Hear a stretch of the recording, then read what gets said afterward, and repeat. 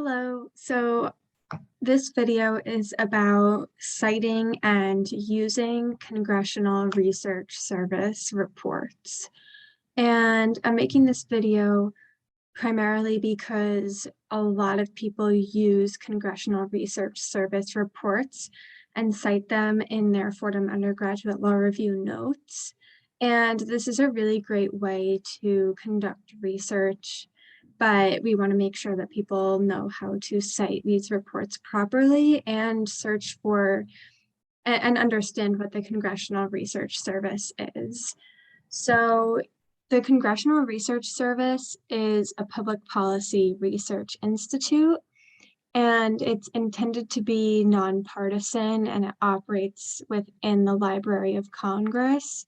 This is the Congressional Research Service like about page, and you can see it's on the Library of Congress page as well. And the Congressional Research Service works primarily for members of Congress, and it's one of three major agencies that support Congress. So the idea is to conduct independent research on different topics and to inform Congress of these topics and the research that the Congressional Research Service produces to better inform legislation and Congress people.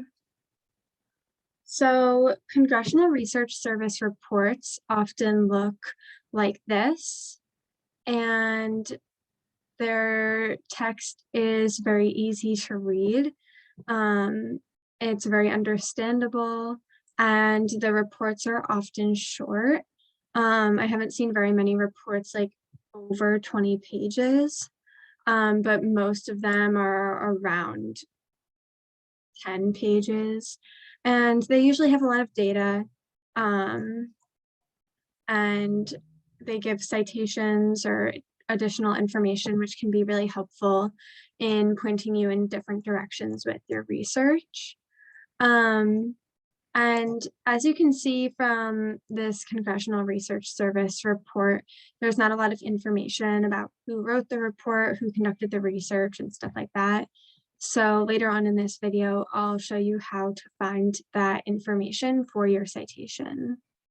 But overall, Congressional Research Service reports often come up with just a simple Google search of the topic. When I wrote my note about the individual mandate and the Affordable Care Act, I found this Congressional Research Service report, I think just through a simple Google search of the topic, and it came up with a lot of really helpful information about how the individual mandate operates and different data points that were really helpful for me to understand the individual mandate before reading through like what the legislation says. So if you're looking for a Congressional Research Service report and it doesn't necessarily come up on a Google search, you can also search through the Congressional Research Service. And if you just type in Congressional Research Service in the Google search engine, you can come up with this search bar, and you can just type in different keywords to find research service reports that might help you with your research. So now on to citing the Congressional Research Service reports. So on the Style and Citation Guide, we have a section called Legislative Agency Reports under the Citation section. And this includes Congressional Research Service and the Government Accountability Office. Most people cite Congressional Research Service reports. We don't really have a lot of people citing Government Accountability Office reports, but nonetheless, we have two examples here. So for the Congressional Research Service citation, first you want to use the author's first name and last name if available.